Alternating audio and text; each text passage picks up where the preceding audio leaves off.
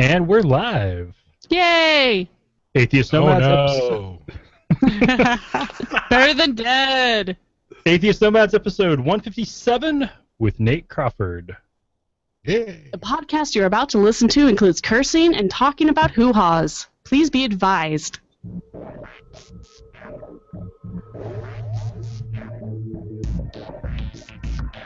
We are the Atheist Nomads, bringing you history, science, politics, religion, and interviews with leaders in the atheist community.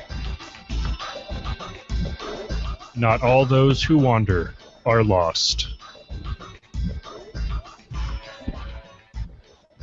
Welcome to another episode of Atheist Nomads. I am Dustin. Joining me as always is Wesley. Hello, everybody. Joining us halfway is Lauren. I am playing Pokemon, so I'm in and out right now. And we are doing this live on Google Hangouts on Air, and Lauren is not on camera. Her choice. But we did manage to move the microphone around so that she can comment if she so chooses. I'm more than my boobs, people. And our guest today is Nate Crawford. He is an escapee of fundamentalist Christianity with quite the story. We were talking a little bit about it before we started, and pretty fascinating. Nate, welcome to Atheist Nomads. Glad to be here. Hooray! I like how you use escape like it's some kind of I don't know. Hey, it's more CSI. challenging than you believe. All right, so let's start off with that. Before we find out about your escape, let's find out what you escaped from. So tell us about your upbringing. Well, it started out fairly normal. Doesn't it always? Yes. Growing up, my parents were both Christian, and my father became more and more, I guess, radicalized would be the way I would put it. Decided he was going to become a minister around the time I was 5 or 6. Went to seminary. Throughout everything he learned in seminary, became the pastor of a church. Left the church. Continued down his road, and then became pastor of I'm sorry, Nate, was that church just not a hard line enough for him? That first one? I think that was part of it. The church he became pastor of. This is Kentucky, so if it's not a mega church, it's everyone's over 50. And Okay. it turns out if you're over a certain age, you're pretty set in your ways. Yeah. He became burnout and decided that he needed some time off and just left. And went to a much smaller church that had, I think, 3 people Oh wow. attending it at the time. That doesn't count. That's not a church. That's a meeting for tea. Oh, as long as they're paying the bills and have the building, it's still a church. Yep, that was what it was. It had a building and 3 people. By the Yeah. time he was done, those 3 people were gone. The church of one. but I'm going to speak up at his defense just a hair here and tell you there were other people there, but those people left. Wow. But, so what particular branch of conservative Christianity was this? He considered himself a Reformed Baptist. I think today, obviously, I haven't discussed religion with him in a few years. Last time I did, he still considered himself a Reformed Baptist, but had some little bit more out there views on some things than even that particular sect of theology. Well, okay, so Reformed has 2 meanings. So in this context, was it the predestinarian type of Calvinist Reformed, or He's a hardline Baptist Calvinist. too liberal? Hardline Ooh. Calvinist, and the Baptists are too liberal. Okay. So it's a combination of the. Yeah. Yeah, because most Baptists are Calvinists, with the exception of the Free Will Baptists. And missionary Baptists. Yeah. Yep. Yep. Okay. Yeah, he's he got on a road and just kept right on going.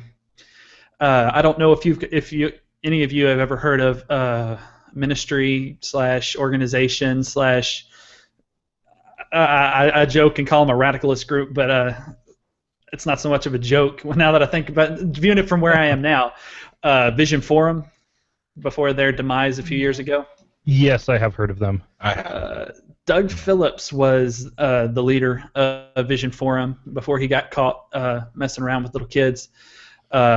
He was their hero. Oh, that old story. Yeah, it's a recurring theme. No, it's in any situation where you put someone in ultimate and complete authority over someone else, which most patriarchal groups tend to lead there. But that I don't know. Any of you guys are ever interested in exactly how crazy it gets? Just check out a few forums talking about their particular views on everything. Young Earth creationists, the whole 9 yards. Yeah. Well, young Earth creationists, that's the common stuff. We want the dirt. We want the really crazy stuff. Oh, there's so much though. I guess Doug Phillips' whole thing was he wanted. Well, I guess the entire plan is to take over the world, and it was supposed to be done by the giving of life as well. Most people haven't read those books, so I'm not even going to reference them. But it was a joke. The idea was have as many kids as possible. 500 years down the road, there's more of us than you. Basically the way the Muslims are supposed to be taking over Europe, in their opinion. And the Mormons. And let's not even go there. Well, one thing that's been kind of funny with the U.S. is people look at the growing Hispanic population, and there is fear that they're taking over, which Trump is definitely utilizing to help increase the fury in his base. Most of that is organic growth, not immigration. We've actually reached a point where more people are moving from America to Mexico than the other way around. Yeah, there's a lot of Trump supporters at work. I use that on them, and they get angry. So. So, sounds like your family was kind of getting into that. Was it full on quiverful?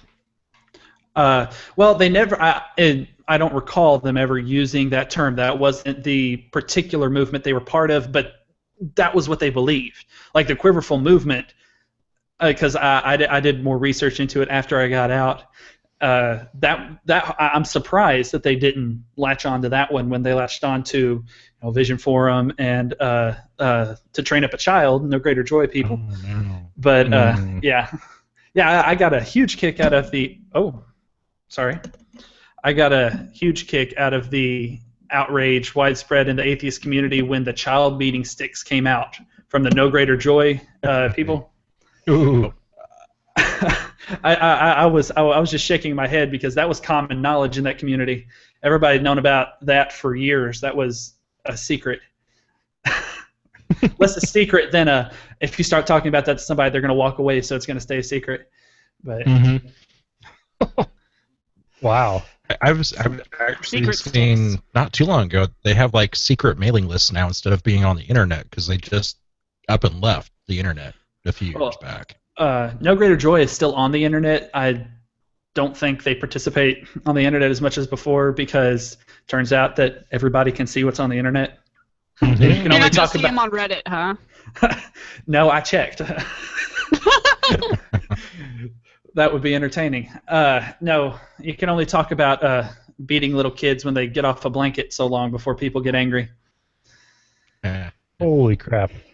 Yeah. So all right, so we've got hardcore Calvinists and take over the world through organic means. Yes. So that those two kind of there is a definite tie-in there because Calvinists aren't really all that big into trying to convert people because if you're saved, you damned if you do, and damned if you don't. Yeah. Yeah. I actually was joking to a friend at work the other day, which I live in Kentucky, so you get stoned for being the way I am out here. But there's a couple people I can actually talk to about being an atheist, and I was telling them what's hilarious about what I came out of is regardless of the fact that I'm an atheist, it's not my fault because it's not my job to convert myself or become saved or anything else. So if I'm an atheist, I mean, and you're right, obviously, I'm supposed to be doing what I'm doing. Mm-hmm. It's the ultimate in damned if you do, damned if you don't. I think what I think because I think, and that's what I'm supposed to think according to what you believe anyway. So It's what a are you going to say? Mobius strip of logic. I know. Yeah. Well, and I grew up in a free will tradition, the Adventists, and in one of my seminary classes, we had a textbook. Well, it wasn't actually a textbook, but a book we had to read called Faith Alone by R.C. Sproul, who is a Calvinist. And we chatted a little bit about this, and you're quite familiar with Sproul. Yeah, and what or was his son more. Okay. But what was interesting was here I was someone believing in free will, struggling with doubt, and finding that no matter how much I wanted to believe, I couldn't. And I read this book from a perspective that I believed to be wrong, and yet I found everything in it resonated so much because he had spent an entire chapter or two on the faith of assent, that point where your brain at the subconscious level either allows you to believe something or it doesn't. You can't choose. Mm-hmm. You either do or you don't. You either can consider it or you can't. Basically the bullshit filter. And it really helped me come to terms with my doubt. And what was interesting was then as an atheist, I have very much come down on a lot more of a deterministic worldview where we are the biochemical machines who do things in a deterministic way. I've abandoned a concept of free will, and to a certain extent, I agree with Calvinists more than a lot of liberal Christians. Yeah absolutely. and the Sproul's are father like son, both spectacularly good at drilling down to the core issue of whatever subject they're hitting. And since they're both ministers, although I think R.C. Sproul Jr. was excommunicated a few years back, he wasn't doing things. I'm trying to remember, because he is a starts with a P, Presbyterian, and he was I think he was conducting baptisms the wrong way, and was excommunicated, and his entire church was cut off from the rest of the Presbyterian church because of it. I actually have a lot of respect for him, even though I disagree with him. He's good at he's very intellectually honest. He doesn't, because I used to listen to his basement tapes. I don't know, most people would never have heard of the basement tapes, but they were just him and a few other people from his church just sitting down and talking about things to whatever their natural conclusion is logically. Which, I'm sorry. Sounds like a podcast. Yeah, well, it was a podcast back in the early 2000s before podcasting reached the point that it has today. Also for rednecks who didn't have internet, That's what happens when you don't pay attention to Britney Spears and the Backstreet Boys. I needed something to listen to, and there were, with the restricted flow of information, there wasn't a lot of opportunity to learn things. And I always used to get a kick out of my parents not really having the attention span to follow through an entire disc of a guy basically just sitting here talking about theory, religious theory. And so about halfway through, when he'd start hitting the crazy stuff, is when they'd have already turned it off, and I'm sitting there listening, going, "Holy crap, this is different than what everybody else is saying." Nice. You found your porno. Exactly. Except I didn't know what porn was. So. Well, okay. Your version. Theoporn. Theoporn. Yep. Yeah. That's actually the best description of it I think I've heard. But no, I was telling somebody the other day that actually I just messaged somebody an hour or two ago. Told them I think fundamentalism is the best thing to happen to the atheistic community since Darwinian evolution came out, because all fundamentalism is boiling down the core of a religious belief and following it to its farthest logical conclusion. If I was a Christian, I'd be a religious whack job because I'm only going to be a Christian if I actually believe it, and since I don't, I'm an atheist. But and I'll probably catch a lot of flack for saying this. In my personal opinion, I say I'm about to, I'm not comfortable saying this, but my parents share a lot more with Muslim extremists than they share with a typical Christian, because both sides believe in taking obscure parts of their religious texts, and since they believe it absolutely, then obviously, they got to live their entire life according to this obscure part that a mainstream person would disregard. So my father will go through the Old Testament and find the part where it says gay people should be killed, and that's his worldview. Mm-hmm. And you can find that in any religious text, that that part of it that a normal person would look at and go, that's freaking ridiculous, because it doesn't fit the value system of the world that you live in. But those are the people who just kind of skim over it. Exactly, which is a normal religious believer. Does he let your mom out of the house after she's had her period? I have had this discussion with him, and I get waved off. He does that. Actually, none of them, I don't think, are aware that I'm an atheist. They have to have suspicions by this point. I'm trying not to antagonize them, but after he went to that other church, he left then that church, shut it down, and went to being a home church pastor. And in that church, they would all just sit in a circle, and somebody would read the Bible, make whatever ridiculous conclusion they wanted to draw from a single verse or any part of the Bible. Endless. But I called somebody out on it and made that exact point, and was told to sit down and shut up. Mm-hmm. They don't want to be called out. Well, there are attempts that conservative Christians make to try to explain why they ignore almost everything Leviticus. Because when you get to conservatives, it comes down to how much of Leviticus do they ignore. Right. Is it 100%? Is it 95%? Is it, like Adventists they pay attention to Leviticus chapter 11, what foods you can and cannot eat, but they don't care about whether or not there's blood in it. Right. Most fundamentalists don't even bother with that. It just comes down to what cherry picking you're doing, but Exactly. There also ends up being theological justifications for it of, that was what was needed for the temple to make sure that you were pure enough to go to the temple and be in God's presence.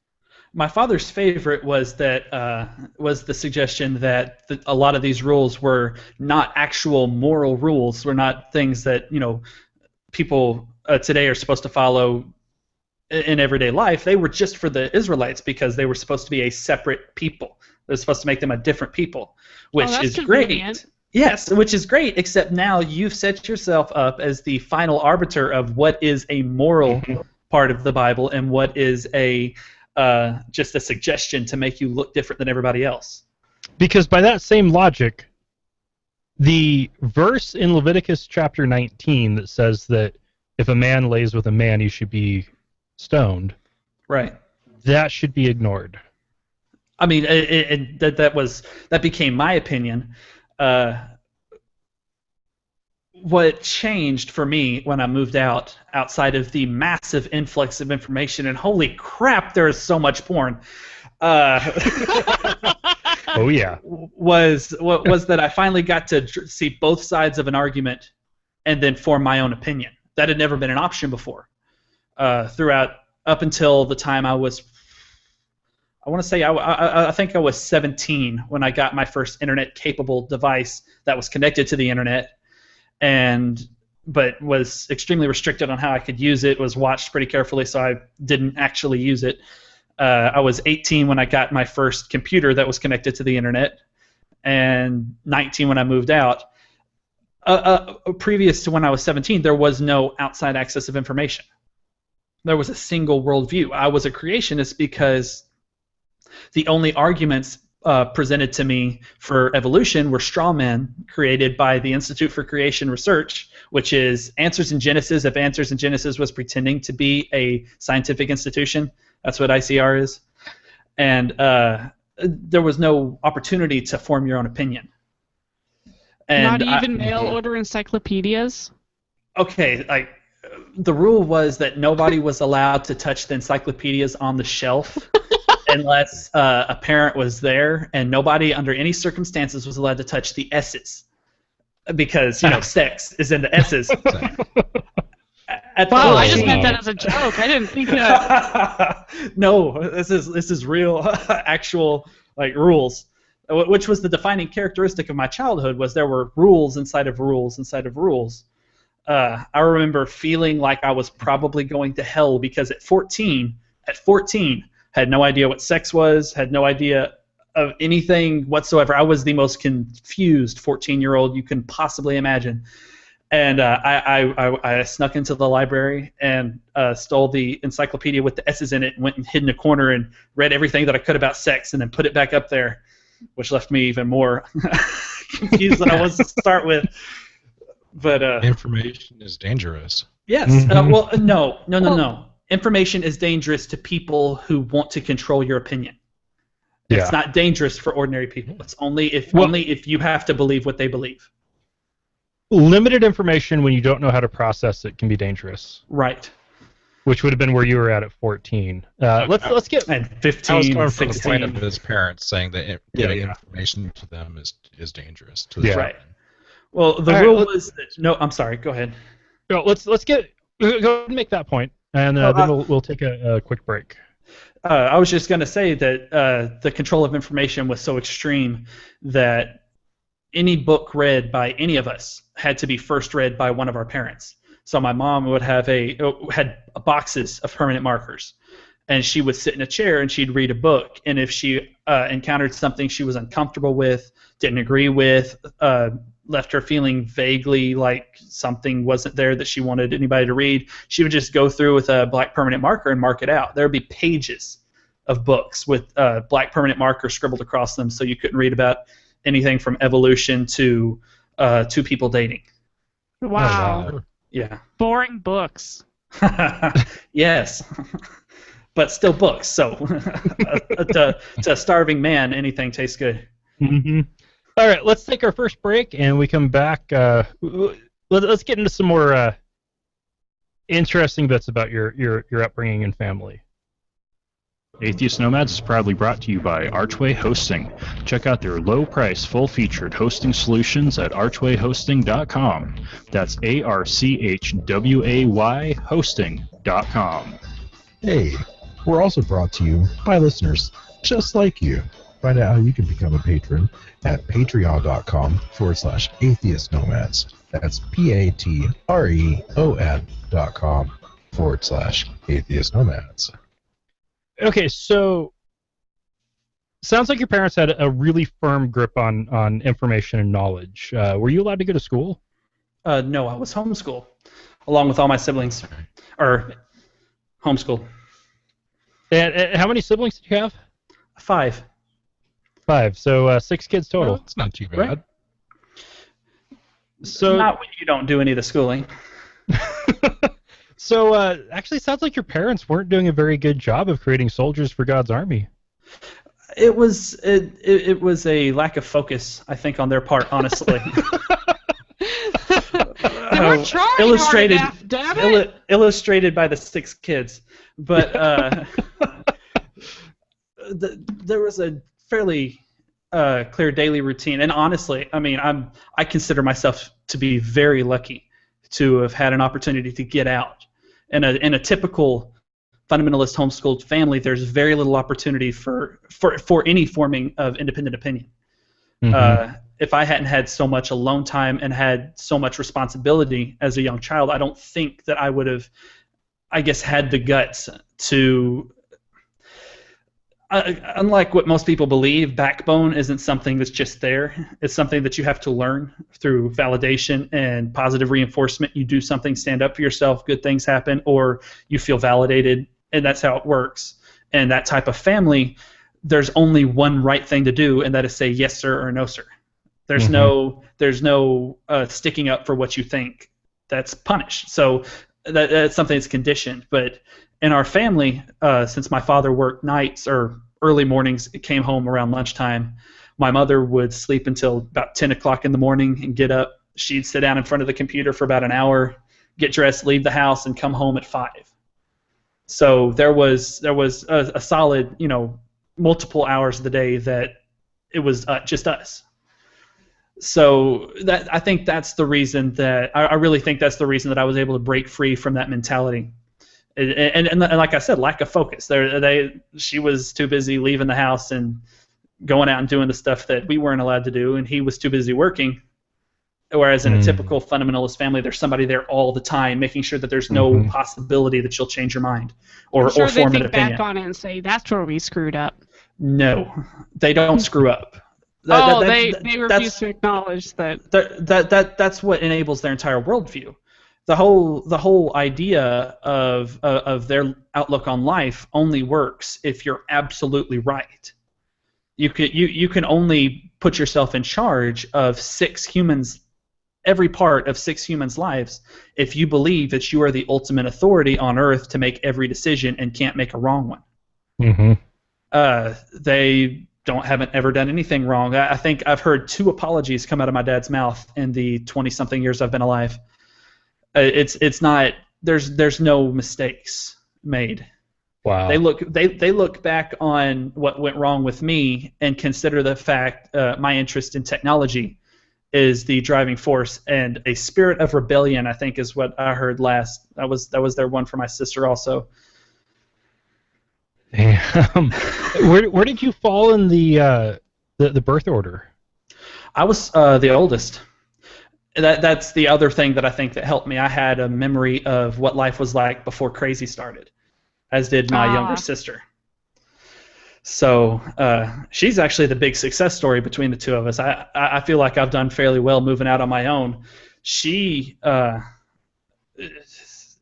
was told from the time that she was probably 6 years old that her only purpose in life was to have babies and work in a kitchen, take care of a house. That was the only thing she was good for. That was the only thing she'd ever be able to do, because women couldn't get real jobs. Women can't get jobs that pay money. Women aren't supposed to leave the house. She's probably the most driven person I've ever met in my entire life. She decides she's going to do something, and that's all she does. Just a big F you. Yeah, I mean that's her attitude. You tell her she can't do something, and she is going to find a way to do it. And she was that was actually what impressed me about her. Impressed me and made me feel bad for her, that she tried so hard to make things work at home. Was she had it probably worse than any of us kids, and was just flat out determined that she was going to find a way for everything to be amicable and for her to live her life and still, not have to leave on bad terms. But she was told over and over again growing up, and as a teenager and then as a 20-year-old, that she would never get a job that could make over minimum wage. She'd never amount to anything if she moved out and got on her own. And today she makes more money than I do. Has accomplished just about every goal that she set for herself, and I have no idea where she's going to be in 10 years. She impresses the hell out of me. But, that's awesome. Very nice. Yeah, she's done very, and I'm telling you, in a year, I've got goals that I don't think I'm going to accomplish in the next 10 years, and it is like check marks on a board. She's just going through and nailing everything. Wow. But in order to keep her from going out and getting a job, my parents actually didn't have her finish school. They finished her schooling at 8th grade, figuring that if that was all the education she got, she'd have no choice but to live the life that they wanted for her. They said she'd never need it. All she'd ever do is have children and work in her husband's house and do what he said. Wow. Yeah. Holy shit. Yeah, even if you go with that kind of a view on it, you would think she would still need to be educated so she could educate her own children. They believe that, well, they didn't educate us, so the rest they of didn't her, believe that. Yeah. I mean, that was, well, I mean, no, that was actually their mantra. They tell everybody that they don't educate their kids, that their curriculum is completely self-educating. So there's no parental participation of any kind outside of teaching you to read. That's it. Get you started with a book and then just kind of see where you go with it. Exactly. Get you started with the book, teach you to read, hand you some mathematics texts, and it's all up to you. Wow. You'd have to be driven to get through that. I'm telling you, she impresses the hell out of me. She just she was told that she'd never make over $8 an hour, and the job she has now is making almost 4 times that. And she's in college and about to go to start training to be an EMT. Been a volunteer firefighter for 2 years. She started that before she ever got kicked out. She decided, I'm going to do this. That was part of the reason that everything happened. Wow. Okay, so it sounds very much like your family was in that very conservative approach of you don't leave the house until you get married and then you move off with your family. So how did you get out? They have a little bit different view on men than women. In case you didn't notice that from the conversation so far. Okay, yeah. They believe that it was a son's duty to stay at home under the authority of his father until he became married, and then he would be making his own decisions. But they were less of a hard sell for me to move out on my own. And like I said, I worked my way into it. It was actually my grandmother deserves a lot of the credit for motivating me to go get a GED, to go to urging me. I don't want to say she urged me because I expressed an interest in it. And if my parents ever watch this down in the future, I doubt that they ever will because it's an atheist podcast. But if they ever do, they'll cut all my siblings off from speaking to her. She didn't urge me. I expressed an interest in it. And she told me to do what I felt like I needed to do to make sure that I had a future. And so she offered to help in any way she could. It just provided motivation, that provided affirmation, I guess is the way to put it, that I could do it and that it was something that could be accomplished. I had it easy. There have been stories recently of kids whose parents didn't bother to get birth certificates or Social Security cards for their kids after they were born because they were home births. And so they'll hit 16 or 17 and they have no choice. They can't leave because they can't get a job because they have no identification. Wow. So they're stuck. It's unreal. That is pretty unreal. Yeah. And what's more unreal to me is that there's somebody that I can point the blame at today as an adult for all these kids being treated this way in this state. And that's the Kentucky legislature, which does not require any form of testing or verification that a kid pulled out of public school is actually being educated. The only thing that they require if you decide to pull your kids out is that you write them a letter stating that you're educating your kids at home. And that's it. You'll never hear from them again. They never check up. Nobody ever says, hey, you have small people living with you. Are you doing anything weird to them? Nothing. Holy wow, I'm surprised Idaho hasn't done that. It is unreal. This is one of the most liberal states in the entire country on that front. Wow. Man, I grew up in Oregon going to Adventist schools, and we'd have the local homeschooled Adventist kids coming in for standardized testing because that way they wouldn't have to go to the public school for it. But they were required to do standardized testing every single year to keep the permission from the school district to not have their kids down there at the local elementary school. Or Oregon requires education compulsory till the end of high school. Well, until you're 18. Yeah, many states do, but thanks to the HSLDA and their lobbying in this state, they got laws passed that took that completely away.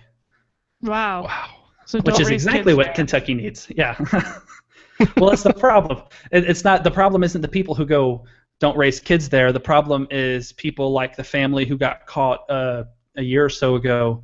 Their kids were living in an open-faced shack with no heating, cooling, running water, air, nothing, not even insulated to the weather. Just living there, stealing water from their neighbors, and they were getting away with it, and nobody was saying anything because it's Kentucky. There's no checking. There's nobody to check on kids when they disappear. The only reason they got caught was because a neighbor reported the father for stealing water, and the sheriff came out there and went, "Holy crap!" and called CPS and took the kids away. Kids? Exactly. I mean, I don't understand. Well, I do understand. The problem is people don't think. People, and like the way I grew up, anything could have been happening. literally anything. If my mother had been some kind of more crazy rapist person, there would have been no recourse because we lived on the end of a dead end road. Nobody had access without permission from them. They could have done anything that they wanted, and there would have been and there are no ways to protect kids from that. All these stories you hear about people being locked in boxes under people's beds, and you think about it, and you're like, oh, hopefully at least somebody would notice that they were missing and report them missing, and people could look. There wouldn't have even been that. They had all of us at home. If one of us had died and they hadn't gotten any form, and they hadn't gotten records, we could have just been buried back there and nobody would ever know. I'm sure there'd be a lot of good old boy situations too that stuff just doesn't get reported either. Yeah, I can't speak to how often that would happen around here. I know in other counties in Kentucky there have been a lot of stories about that. Most people, what turned me off when I first moved out towards Christianity in the first place, mainstream Christianity, was that they were the enablers. They were the people who saw 6 kids walking through a store, completely cowed and silent, not doing anything even remotely that an adult would frown on. A normal kid is going to be rowdy. It's going to act out. They're going to have an episode. That's normal. But church people who went to church every Sunday with us growing up, saw all the marks that anyone who is, I think, normal would see as abuse, being fearful, constantly looking around like you're afraid somebody's going to do something, just things that would normally show up as being an abnormal development, and applauded it. This is a good thing because you've obviously trained your kids well. And they're all terrified because they were told on the way there that if they did anything out of line, they'd get the crap beat out of them. Oh yeah, I remember days like that. I've been black, blue, and green from my shoulder blades to the backs of my knees a few times. Well, I don't think I ever received a bruise. I'm not going to sit here and say they physically beat any of us. They just did the no marks rule. No lasting marks. But, wow. I was raised by guilt trip, so all of my marks are internal. I'm sorry. I can relate to that. It was both sides. That's how it works. Because you only have to. It only takes once or twice on a older kid before all it takes is a threat or a guilt trip to make sure that they do what you want. But the way I was raised by 5, I didn't need to be spanked anymore because my own guilt. I didn't even need guilt trip. Yeah. My own guilt was enough. And I remember 2 times begging my mom to spank me just to alleviate. Make yourself feel better. Yeah. Yeah. You were the kid who put himself in the corner. Uh-huh. Yeah. Yeah. Growing up, I was that obnoxious shit that would have gotten the crap beat out of me in school. I was the same way. Should we be doing this? I don't know if we should be doing this. Shut up, dude! You're gonna give it away. Yep. That was my sister. Well, it's pretty awesome to hear that you have at least 2 wonderful women in your life that really helped you out. Yeah, and showed me that the misogyny that I grew up around was not normal, was not right. I mean, I watched my sister overcome every single hurdle that was thrown in front of her and go on to become an amazing person. And I saw my grandmother, who is an extremely religious person and extremely hard-headed and who I argue with on a regular basis, still accomplishing the things that I've seen her do. Today, she actually works for a group called CARE, not CARE. That's the Muslim thing. Sorry. I forget the name of it. It's a little I don't think it's real large, but they handle advocacy for children. Which is incredibly ironic, I know. That's kind of, yeah. But I honestly think it's part of what she saw with us growing up and didn't say anything about, because every time that she did, we were just taken away. We'd go for a year at a time and just not see grandma. because that's they'd rough. say something. Yeah, they'd say something a little off, or tell us something that my parents disagreed with, and that would just be it. So she was always afraid to say anything, and she said, I know it's bad, but at least this way y'all have a chance to get out as you get older. If y'all get in the system, there's no telling what could happen. At least she said, at least we know you're not being sexually abused or anything like that. It's just mentally. Wow. All right. On that note, we're going to take our second break. We love hearing from our listeners. You can email us at contact@atheistnomads.com, tweet us @atheistnomads, send us a message on our Facebook page at facebook.com/atheistnomads, or better yet, call us and leave us a message at 541-203-0666. We might even play it on the show. You can also help us out by leaving us a review on iTunes, Stitcher, or your podcast directory of choice. So, what's it been like since you made your escape? I think it took me about 2 years to have a bad day. Wow. I had an incredibly I don't know how to really describe it. I have had a very inflated view of how wonderful the world is because of my comparison to hold it up against. For 2 years, I'd think I'd have a bad day, and then I'd remember that one day, and then no, it's great. This is wonderful. I'm gonna go home, sit down, and watch TV and take it easy. This is great. So you found very quickly that the big bad scary world is not that bad. Exactly. I mean, the myth of the world being a terrifying, evil place only lasts as long as you don't have contact with the rest of the world. As soon as I had an opportunity, and looking back on it for me, I think one of their bigger mistakes was I started working full-time at 16, and I was working for my father, but I was leaving the house every day and meeting people. I was a very weird kid, but I was meeting other people, and I got to see that this big, scary, terrible, evil place was a little bit less big, scary, terrible, and evil than they were describing. Okay. So by the time you got out, then it didn't really feel all that. Did it still feel foreign at all, or? Yes. Well, it was more social skills that I lacked, and I know that's a kind of a cliche for homeschooled kids. That's the old joke is, no, homeschooled kids don't have. Weird. Yeah. Well, I mean, you're talking to me right now. You know that's a fact.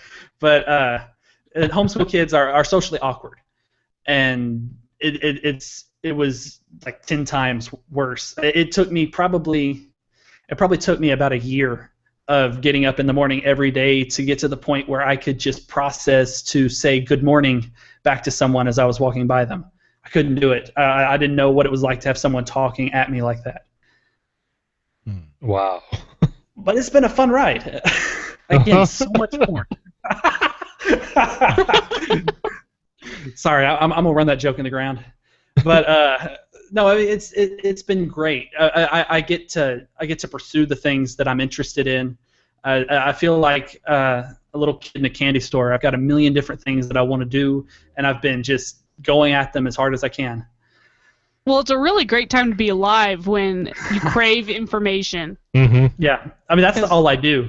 I designed. Right now I work in a factory, and I can't stand around and not have anything to listen to or think about for 8 hours a day. It's terrifyingly horrible. So I actually had to design a way for me to listen to podcasts and audiobooks nonstop. So all day long, all I do is listen to podcasts, listen to.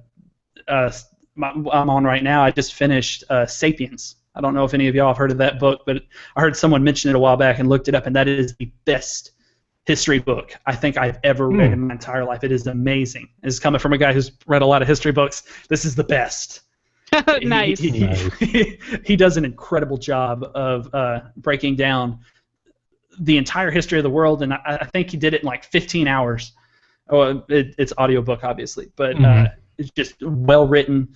He talks about where religion came from, what religion does and doesn't do today, what things today are analogous to religion, like capitalism, consumerism. are things that he says that consumerism is the religion is the most successful religion ever because everybody believes it, and it's the only religion that's actually gotten all the people who believe it to do what they're supposed to do, which is buy stuff. Just buy stuff. Nice. Buy stuff. It's great. I need some burr. Wow. So sounds like you've definitely made up for the lack of formal education.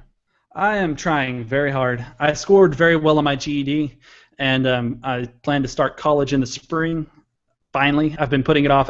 Turns out it takes money to live, and I like to eat, so I had to make some money. Let's see, starve or go to school.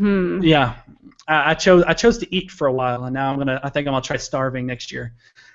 But I'm trying, and I just launching a blog, basically a place for me to rant and rave about all the obnoxious things that I run into in the midst of the Bible Belt. I guess this is technically the edge of the Bible Belt in Kentucky, because. Nah, you're still pretty much in the thick of it, man. It's like, it's the worst part of the Bible Belt, in my opinion, but it's on the edge of it technically. But us, kind of fat boys got to stick together, keep our meals going. But that's how it works. Tell you what, though, another thing. Congrats on the GED. I got one myself, so that was great. That was the best step. Yeah, that was the most important step, in my opinion, anyway. If nothing else, ironically, I've never had anyone ask for it. I tell them I'm homeschooled, and they're so afraid of being sued. They say, okay, we'll hire you. It's great. Come on. But, I'll remember that. Yes. Anyone who doesn't have a GED or any other form of educational proof, tell them you're homeschooled, and nobody will ever check, and there's no way to. Because anyone who refuses to accept a homeschool diploma will be sued by the HSLDA, including the military. And since homeschool diplomas are just pieces of paper that you can buy on the HSLDA website for $10, we literally don't have a functioning educational system in the United States now, thanks to the homeschool movement. There's no verification. There's no way to prove anything. Now I really want to get one of those. Now you have a diploma. I know, but a fake one would be amazing. A fake one would be awesome. It's like the universal I got my doctorate. I got a homeschool doctorate. Prove me wrong. There you go. I've got a friend of mine who swears up and down he's a historian. He's a I think he says he has a doctorate in history. And I asked him about his where's your credentials? He's like, I'm homeschooled. I taught myself history. What are you gonna say? That is awesome. I'm pretty sure I have a bachelor's degree by now. In something. I feel like I've got at least a bachelor's, maybe an associate's. Oh, I am so an associate at least. But now life is good. It's nice to be free. Yeah. All right, let's take our last break. If you like the show, consider giving us some financial support. We make it really easy with one-time donations or to support us on a per episode, monthly, or even annual basis using PayPal or Patreon. Find out more at atheistnomads.com. Use the links on the right side of the page. $1 an episode is all we ask. Please, think of the kittens. Okay. So is Wesley the kitten guy? Hell yeah. Apparently I'm the hoo-ha girl. My wife hasn't mentioned Wesley, but she describes you as the hoo-ha girl because I'll turn you guys on in the car when we're driving somewhere, and she'll be like, "Oh, it's the hoo-ha girl!" Yay! Wow, we're only at 50 minutes. I thought we were at an hour already at least. No.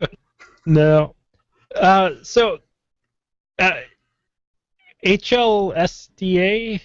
HSLDA, the Homeschool Legal Defense Association. They do lobbying, and they have lawyers on staff that if you're a member and Child Protective Services shows up at your front door, a truancy officer shows up at your front door, anything, you literally hand the phone out the door to them and close the door, and they will make it go away. That's what they do. Wow. Right. Yeah. I wish there was something like that for atheists because My life is so much simpler. Well, the benefit they have is when they complain that it's religious freedom, people actually care. Yeah. It's like the faith healing groups in Idaho. All they have to say religious freedom, and every single Republican will back them wholeheartedly, and most of the Democrats don't want to risk touching that. Same thing with the snake handlers in Kentucky. They're everywhere. And they get away with it because they actually have a religious relatives that do that. Yeah. Guy just died a couple weeks ago from it.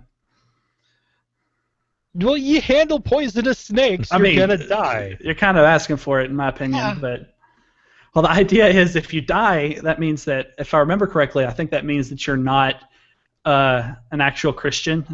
Right. So I don't know what that believer. says. I don't know what that says for the poor guy who died from a snake bite, because it says you can handle a serpent without being bit, and even if you were bit, it wouldn't hurt you. And so after he was bit, he refused any treatment because that was the only way to prove that he was an actual Christian. Mm-hmm. And ended up dying. Yeah. Bites, poisons, all that. Yeah. Don't imbibe alcohol, but bites and poisons you'll be just fine. Well, it's natural. That actually makes me laugh, since the saying that was actually, I said before, if I was a Christian, I would be a crazy fundamentalist, since the Bible doesn't actually outlaw drinking. It's only modern teetotaler movement that pushed that, which is something that I always thought was a kind of a, I don't know, canary in the coal mine for religion. They say if your God always agrees with you, that means that you made your God. It's so funny that religion was completely fine with drinking until the early 1900s, when the teetotaler movement swept across the country. Well, they were able to go with that was one thing that I dug into at one point, was okay, where is this no drinking rule coming from? And I searched through the Bible, every reference to alcohol. The only thing you'll find is drunkards are fools. Drinking to excess.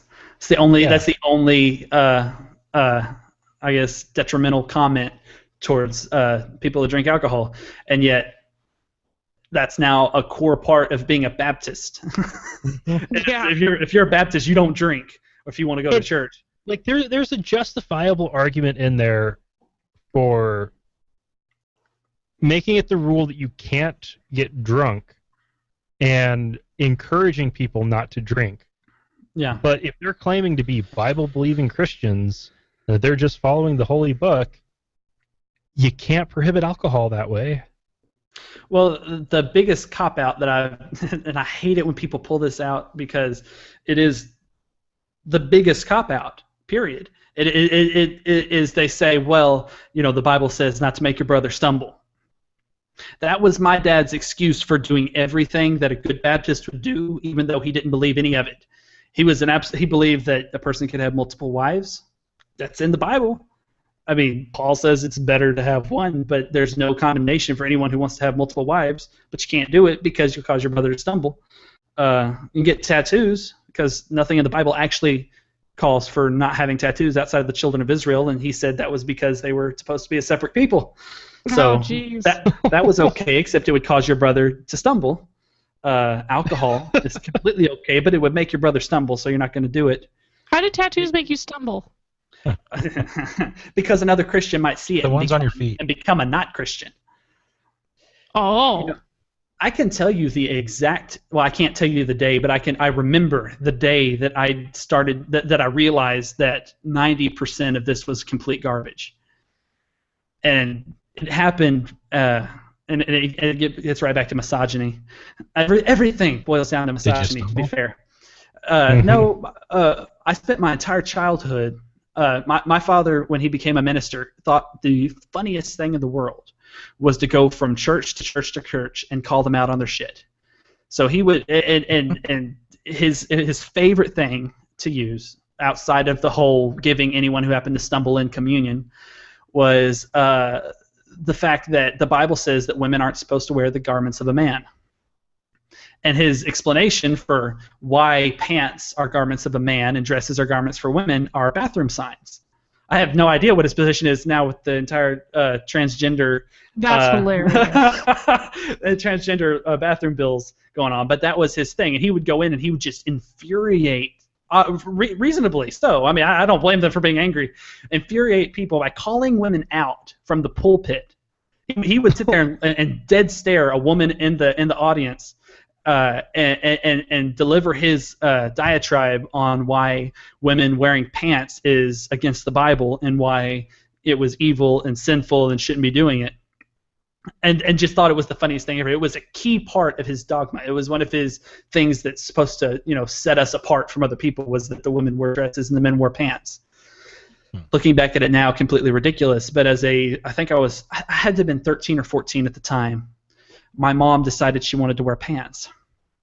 Wow. And suddenly, the whole pants wearing thing was not important anymore. Literally overnight, which is what.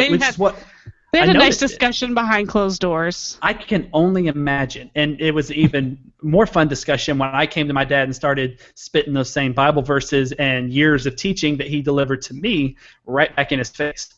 Mm-hmm. And his answer was, well, yeah, it does kind of say that, but, you got to kind of be realistic. And I'm sitting here looking, my entire life is built on a collection of opinions and beliefs that you pulled out of a book. Instead, we had to do it because it was somewhere in that book, and that if you didn't do it, you're going to go to hell. And now, because for whatever reason, probably that he was going to be in the doghouse, it's not important anymore. That's not a reason to change your beliefs. And that's what started me on the road. Wow. That's awesome. Good for your mom. Yeah, I still don't know how she pulled that off, but she did. And then once I moved out, I considered myself a Christian for probably 2 years after I moved out, and then stopped using that to describe myself, but didn't really know what I believed. And about 1.5 years ago, I sat down and started rereading the Bible, but rereading it as a disinterested outsider. Mm-hmm. Instead of reading it as this is the person that created you, and he isn't capable of doing anything wrong. He's completely good and would never do anything bad, and he loves you, and you've got to do everything that it says, blah blah blah. The typical way that a Christian would read it. I started reading, especially the Old Testament, as somebody reading just a book that they picked up off the side of the road, or in an old bookshop. And this dude who created everything, he kind of sucks. He's kind of a dick. Yeah, I got to the. I didn't read the whole thing through, but I went through and reread those parts that most of my training growing up focused on, and I started realizing that even if this randomly collected selection of books written by a bunch of people over thousands of years before writing was invented, apparently, and then cobbled together, 1800. 1700 years ago in order to create the Holy Roman Empire, is actually true, and this God actually exists, there's no way in hell he deserves any kind of worship on my part. In fact, the more I read it, the more I started thinking that maybe we've got our roles reversed, since the guy who according to the story, gave us sentience, gave us the ability to think, is the guy who's talked about as being the bad guy throughout the entire Bible. Satan comes up and is like, hey, I don't know if you should be doing what this dude says. I mean, it seems like to me you should have the right to make your own decisions in life. And then you have the right to be skeptical. Yeah, literally introduces skepticism and the ability to reason, which is the ability to perceive right from wrong. That's the ability to reason. And spends the entire rest of the book is devoted to making that guy look like shit, which made me which is hilarious to me now, looking at it and thinking how backwards that is. But you just talking about that just made me think about God and Satan in a totally different way than I usually think about them. They're both young kids. Satan is the 4-year-old sister, and God is like the 6-year-old older brother. And he's kind of a dick. He's out there burning ants with a magnifying glass, and Satan's like, I don't think you should do that. And God just pushes her and keeps on doing it. Fuck you! I'm doing what I want. Yeah. He's the Hartman of the universe. Cool hell for you. Oh wait, no, that's that would be older. That would be teenager. Pouring like a gallon of water down the anthill, stuff like that. Yeah. Fucking Noah's Ark. Yeah. I mean, when you read it like that, it reads as a completely different story. And my favorite thing, outside of most Christians, I make that comment to run away screaming with their hands on their ears. But my favorite thing to throw in their general direction is pointing out that God, through Moses, commanded the children of Israel to keep children as sex slaves. I don't know if any of you have encountered that particular verse. I meant to pull it up so I could give the address for everyone listening. Just he commands the children of Israel to go kill every man, woman, and child except the little girls who have never known a man, and to keep them for yourselves. Yeah. I don't know what that means where you can't come from, but it's pretty clear what was meant by that. And with what we know about the culture at that time, women were property, the virgin girls were probably all prepubescent. Mm-hmm. Oh yeah, considering adulthood was considered to be 13. So what age do you think the little children were? Yeah. But I actually said that to a Christian the other day, and they freaked out and grabbed their phone and pulled up their Bible app and started looking for an excuse for it. Never did find one. That's awesome. Like, there's got to be one in here somewhere. I already know the excuse for it. You keep them in your house until they're of age, and then you have your sex slave. That actually wasn't what she came up with. Her excuse was, he was showing mercy because they were supposed to kill everybody to start with, and so since they didn't kill all of them, he told them just to keep the girls. Yeah, obviously, because, keeping a little girl so that you can rape her over and over forever is so much better. Yeah, it's... I mean, the amount of mental Sounds acrobatics. Like marriage. Wah, wah. The amount. I'm sorry, that was amazing. The amount of mental acrobatics that you have to use to justify these things. I mean, it's unreal to me now looking at it. The amount of excuses you have to come up with to justify this stuff. Right? It's never ending. I mean, yeah. And what's crazy is every answer just leads to another question. Like, why did he tell him to kill all these people who never did anything to them in the first place? I mean, you're literally talking about a bunch of old guys who said, a dude up on the mountain told us to go kill all these people and take all their stuff. Well, why is he defenseless against iron chariots? Yeah. I mean, it's just... Sorry, the more I read the Old Testament, the more I realized that it was a bunch of old guys trying to justify their actions to everyone around them. If any of that stuff was true to start with, which is questionable considering its source. Right. Yeah. Well, on that note, we are running out of time. So what do you have to plug? Well, I just launched my blog, formerly fundamentalist.org. I'm hoping to launch a podcast. I would very much recommend you not download the episode that's up right now. It's terrible. And the production quality is one of the worst I think I've ever heard. Don't download it. But it will be up eventually. And I think that's it. I'm on Twitter at former Fundie, Fundie. And I'll be posting whenever I put up a blog post or anything like that. Sweet. That's about all I have. Nice. All right, and I'll put links to all of that in the show notes. Nate, thank you so much for joining us. This has been a real pleasure. Had a blast. Thank you very much. It's been a lot of fun listening. Yeah, thanks. your Sorry, stories. I felt like Wesley. Dustin's Sorry. so much better on the Bible than I am. I felt like I kept getting cut off a lot. I'm sorry. And for our listeners, we'll be back next week with news. Yay.